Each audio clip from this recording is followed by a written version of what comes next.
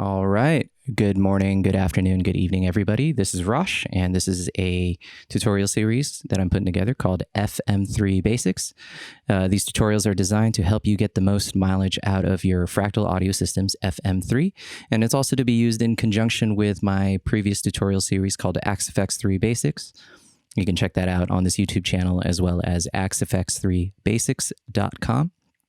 All those tutorials plus this one can all be used in conjunction with each other. They all work together to help you get the most mileage and utilize all the features and get the best tones out of the Fractal Audio Systems hardware and software. So this tutorial series that I'm putting together is to help all you guys out as the pandemic hopefully draws to a close. Many of us are going to be starting to play live again, and I wanted to help and put together this tutorial series and give back to the Fractal community. So a little about myself. My name is Rosh. Once again, I am a guitar player and guitar tech out here in the Los Angeles area. I build and program a lot of guitar rigs for a lot of different clients.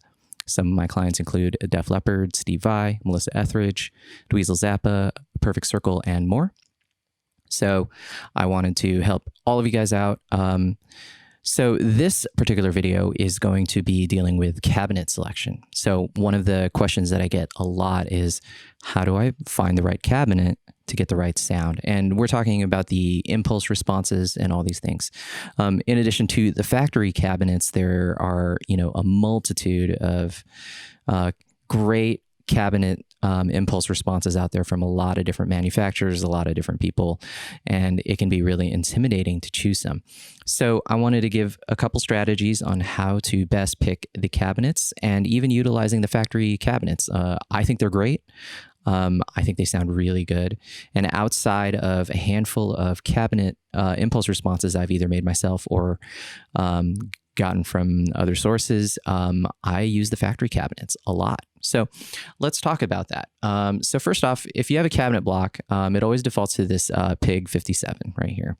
So let's talk about some of the things that you want to look out for. So first off, this can be really intimidating, right? There's a ton of factory cabinets here, and then we even have more slots for all the factory cabinets. You can go crazy just trying to audition each cabinet and hear the subtleties of what's going on. But let's talk about a couple things. First off, let's talk about the naming of a lot of these cabinets. So usually the number in front tells you the size of the speaker. So for example, this is a 1x4 inch speaker versus this one would be a 1x10 inch. And then as you get higher up in the numbers, we have 1x15, 2x12s, and then as we go further, we have 4x12s here. So this is telling you how many speakers and what type of cabinet it is. So a 412 is usually a standard like rock and roll guitar cabinet. You have these 212s that are like, combo size cabinets. And then you have the 112s, okay? So the next thing you're looking for, of course, is it's going to tell you what kind of amp it's from or what type of cabinet it's from. So this would be, for example, a deluxe tweed. This is from a deluxe reverb. And if we scroll randomly somewhere else, for example, the citrus right here, these are orange cabinets from the brand Orange. And then you can even see Recto, which is, the Mesa Boogie Rectifier series. And some of these other ones are GB, meaning greenback. Okay. And we'll go into further detail about those in a second. Lastly, you'll see these numbers right here, which represent the type of microphone that was used to record it. And, depending on the amp manufacturer, or I'm sorry, the cabinet manufacturer, whoever shot the IRs, they're also going to have a letter. But the most important thing to remember is looking at the numbers. So for example, the 57 is representing the Shure SM57, which is probably the most commonly used microphone to mic a cabinet up. And then you'll have the 120 right here, 121, which is the Royer 121. The 160 represents the Bayer Dynamic M160, and so on and so forth. So again, this is just kind of a brief overview. You don't have to know this. You don't have to memorize this. And if you look in some of my earlier tutorials, I talk about, my standard picks is usually a 57 and a 121. So I'll usually, select 2 of those and match them, and that's pretty much it. So let's talk about some strategies that'll help you, make sense of all this kind of stuff. The first strategy is, of course, that if you are planning on using a cabinet, look at the factory cabinets. These are really great. So for example, if you are trying to go for like a rectifier kind of sound, check out the factory cabinet and then look at what kind of cabinet they're using. So for example, this Recto 1 factory preset is using the Recto R&R-A and the Recto 57A. So this could be a good choice or good cabinet choices for you to use if you're planning on using the rectifiers. Or for example, if you're going to use, the AC20 Deluxe, this is kind of a Voxy kind of sound. You want to look at the cabinets there, and you see that they're picking the 1x12 AC20 Deluxe mix. The factory presets are really great to just double check, like, hey, am I using a cabinet that's probably going to work with this amp? So for example, if you want to use some of the Friedmans, you can check out the cabinets that are in this preset, and you can see the Fractal V30 with the Audio-Technica 4047 and the Fractal Greenback, which is the M160. So for example, these Friedmans, are using the Fractal cabinet, which has a mix of V30s and Greenbacks to get that sound. So that's one really simple way that you can just kind of, narrow down which cabinet you should use. So first, what I would do is, find an amp that you're planning on using. So for example, if you're like, hey, I want to use the Friedman. Okay, so we'll make that, and then we'll make a note of these 2 in our heads, of these factory cabinets, or you can even hit edit, copy this cabinet block, and then we'll go to an empty preset right here, and we'll just paste that in. And then the next thing we'll do is we will just do a quick build, and I'm going to grab the Friedman amp. And let's put an in and out. Let's connect all the shunts.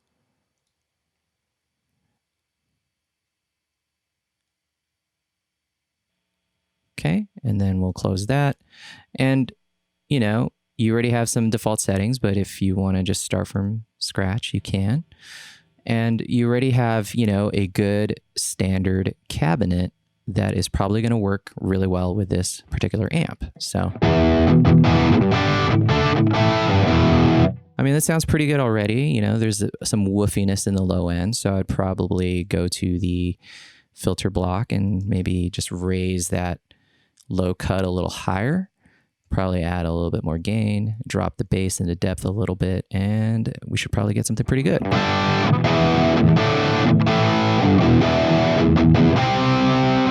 And there you go. You don't really have to audition, 100 different cabinets just to get a good sound. The factory cabinets already, or the factory choices already come with a good pairing of cabinets. So let's do a different amp. So let's say we're going to use, maybe something like the AC20 Deluxe, right? So what I would do is, if I'm planning on building a, new preset, I would just, take this cabinet, copy it. Let's go to an empty preset, and we'll paste that in. And then what we'll do is, of course, we'll do another quick build. We'll use that AC20. Again, this is what we're going to be building. And connect these.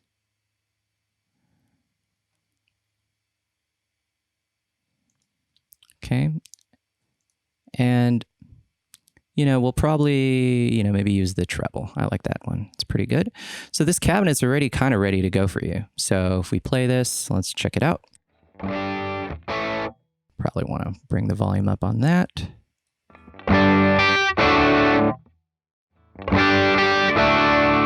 Yeah, it's already pretty much there. With minimal tweaking, I'd probably make it a little bit brighter, take down the gain a little bit, and then let's just double check where the low cut's set. Yep, I'd probably raise the low cut and maybe drop the high cut a little bit down to 10,000.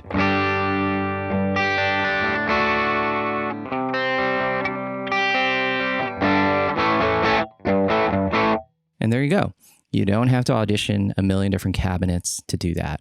Now, as you see, some of these cabinets and stuff, you can, maybe make some, decisions on like, oh, maybe I'll try, some variation of the same idea, but you really don't have to. I don't find that that's an effective use of time when you're building your presets. Okay. So that's one strategy. Look at the factory presets, look at what cabinet they're using, and then just kind of copy the cabinet into a new preset, and you can start from there, depending on what amp you want to use. The other thing is, and I'll link in the description, is using the Wikipedia, the Fractal Wikipedia, which basically goes through all the different cabinets. Let me center this a little bit. And this will give you a list of all the cabinets that are in the Axe FX3 and the FM3. So this kind of tells you, okay, what does this, actually represent? Oh, okay, if we're looking at this cabinet, EC Champlifier, this will tell you, kind of what it's from. So this is the Eric Clapton Champ reissue with a single 8-inch Weber speaker, and then it's from a different cabinet pack that Fractal sold in the past.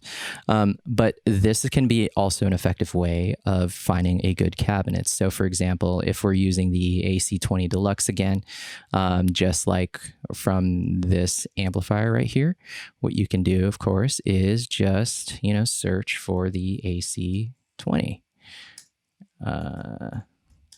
And you should find some AC stuff right here. Oops, I did not type AC -20. And then you can see AC20 mix, AC20 Deluxe mix. Or for example, in the previous example, we were using the, the Friedman. So you can see if you can just search if there's like a Friedman cabinet or anything like that. Or you can just try to find, if you like a certain type of speaker, you can also select where this, these speakers are. So if you're a fan of V30 speakers, which are very common, you would click there and it can give you some of suggestions of great V30 speakers, and it describes what's going on there. Or, some of these other ones right here. So it's not required that you test every single speaker. It's not required that you really even have to go too far in depth. There's a lot of different strategies you can use to find the best cabinet IR for you. So for example, with the Fractal one that we were using earlier is actually based on Mark Day's custom 412 cab with greenbacks and V30s. These were the speakers that we were using. So those are two strategies you can use to select the best cabinet sim IR. And then all you would need to do is just make some tweaks in the actual amp block rather than auditioning, 100 different cabinets to get your tone. All right, so this one's going to be a pretty short one. If you have any questions, by all means, feel free to reach out to me or leave a comment below. If you have any other subjects you would like me to cover, I would be happy to.